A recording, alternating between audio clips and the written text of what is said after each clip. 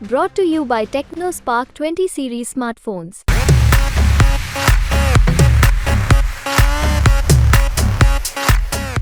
नमस्कार, मैं हूं हेमेंद्र शर्मा और आप देख रहे हैं एमपी राउंडअप।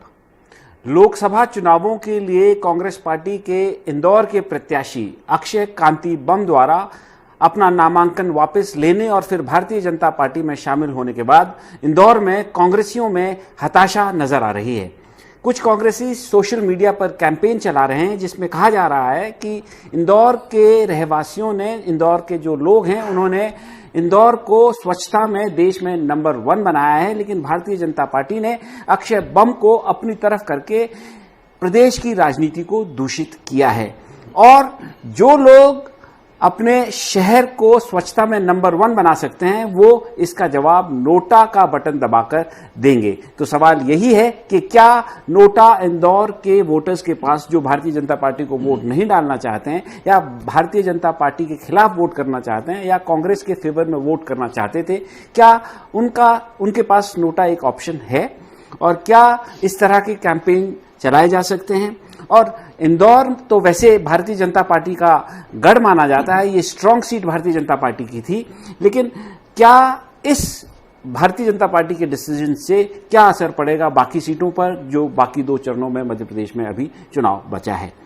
बात करने के लिए हमारे साथ इस समय मौजूद हैं सीनियर जर्नलिस्ट विनय द्विवेदी। द्विवेदी जी, आपका बहुत बहुत स्वागत है। सबसे पहला सवाल तो यही कि जो इंदौर में हुआ, अक्षय कांति बम ने जो किया, उसको आप कैसे देखते हैं? क्या आपको लगता है कि इससे जो ये कैंपेन चल रहा है सोशल मीडिया में, वाकई में ही राजनीति का स्तर गिरा है? या उन्होंने तो बहुत स्ट्रांग लैंग्वेज सोशल मीडिया में कांग्रेस कैंपेन में चल रही है कि प्रदूषित किया है, दूषित किया है, लेकिन क्या आपको लगता है कि ये वाकई में ही दूषित करने वाली एक हरकत है या इससे इस तरह का असर राजनीति पे मध्य प्रदेश में पड़ा है? देखिए, ये जो पूरा एपिसोड हुआ, इसको आप जो मध्य प्रदेश में कांग्रेसियों का भाजपाईकरण करने का, भाजपा की जो रणनीति थी, जो मनोवैज्ञानिक राजनीतिक लड़ाई लड़ने, मैं उसी का हिस्सा इसको मानता हूं। इससे इतर नहीं देख रहा हूं मैं। इसलिए मैं ये बात कह रहा हूं कि इंदौर सीट 5 लाख वोटों से वो जीतते हैं, कोई 5,000 या 50,000 से नहीं जीतते। तो ऐसा कुछ नहीं हो गया 5 साल में कि जो 5 लाख की लीड जो है वो खत्म हो जाएगी और कांग्रेस उस सीट को जीत जाएगी। कांग्रेस को भी मालूम है, हम लोगों को भी, जो पत्रकार है सबको मालूम है। उसके बाद भी उन्होंने अगर ये किया है तो वो एक मनोवैज्ञानिक लड़ाई में वो गेन करना चाहते हैं। दूसरा इसका एक पार्ट है जो बीजेपी की अंदरूनी राजनीति है, जिसमें जो है कई नेता जो है एक दूसरे के कंधों पे सवार होके और आगे निकल जाना चाहते हैं। इंदौर को मैं इस नजरिए से भी देखता हूं क्योंकि अभी तक कैलाश विजयवर्गीय जी मध्य प्रदेश के कद्दावर भाजपा के नेता हैं और दल बदलू टोली के मुखिया जो है पंडित नरोत्तम मिश्रा जी उसको लीड कर रहे थे। और कैबिनेट में भी वो जो है कैलाश विजयवर्गीय जी जो है चीफ मिनिस्टर के नीचे हैं। और तो ये सारे जो हालात हैं वो ये बताते हैं कि अपने को उसमें कहना चाहिए कि मीडिया में लाना और पार्टी में अपनी वजूद को बढ़ाना,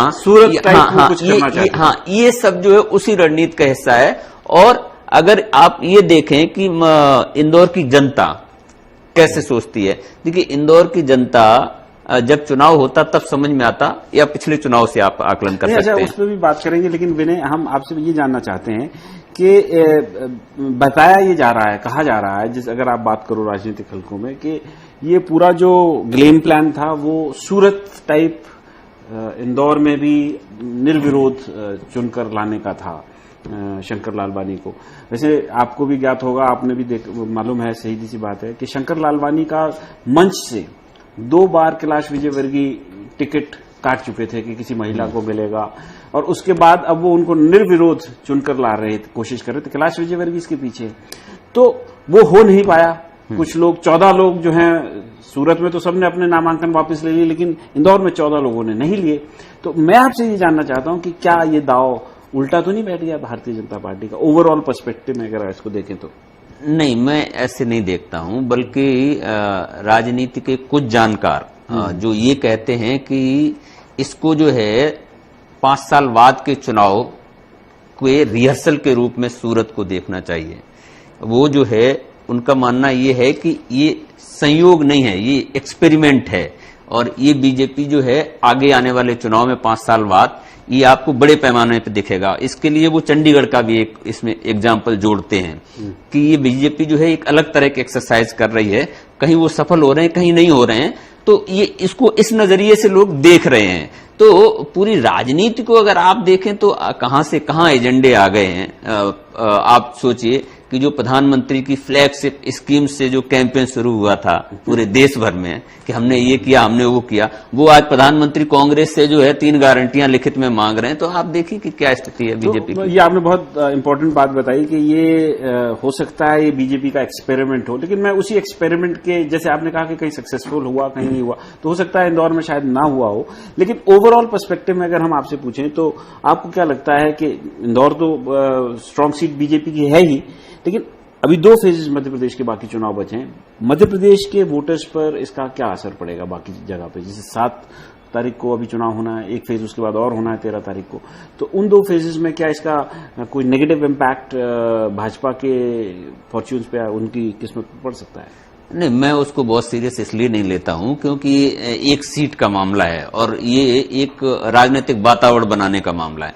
कांग्रेस चूंकि संगठन के स्तर पर उतनी वैसे भी ताकतवर नहीं है कि बीजेपी की तरह कि वो जरा से मुद्दे को और तिल का ताड़ बना के जो है जनता के बीच कैंपेन। जरा सा मुद्दा तो नहीं है। नहीं, ये बहुत बड़ा मुद्दा है, लेकिन कांग्रेस के मैं पॉइंट ऑफ व्यू से कह रहा हूं, अगर बीजेपी को चांस मिला होता तो वो क्या नहीं कर देती, तो दूसरी सीटों पर बहुत असर नहीं पड़ेगा। लेकिन जो लोग लोकतांत्रिक चेतना वाले सोच के लोग हैं उनको ये बात बुरी लगी है डेफिनेटली, तो वो उनमें से जो मोदी या बीजेपी को पसंद करते हों, क्योंकि बहुत सारे लोग हैं ऐसे जो लोकतंत्र के पक्षधर हैं, वो मोदी को भी पसंद करते हैं, उनके ऊपर ऐसी चीजों का फर्क पड़ेगा। तो लेकिन वो हार और जीत में परिवर्तित नहीं हो पाएगा ऐसा एक मुद्दा तो खैर हार और जीत का नहीं कर सकते लोकतंत्र में, लेकिन कुछ तो इम्पैक्ट ये डाल सकता है। मेरा आपसे जानने की कोशिश है कि क्या ये नेगेटिव इम्पैक्ट किसी भी लेवल तक कर सकता है या इसका कोई इम्पैक्ट नहीं पड़ेगा?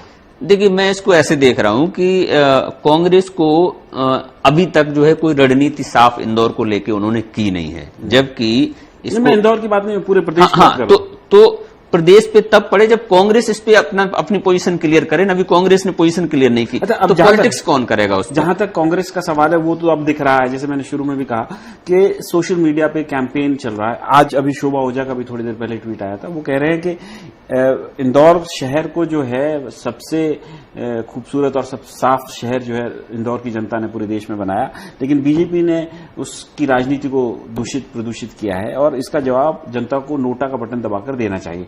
क्या नोटा ऑप्शन है जनता के पास? क्या उसको वो एक्सरसाइज करेंगी, या आपको लगता है कि वोटिंग परसेंटेज जो है जो गिर रहा है लगातार वो इंदौर में और ज्यादा गिरेगा, लोग घरों से नहीं निकलेंगे जो खासकर कांग्रेस के सपोर्टर्स हैं?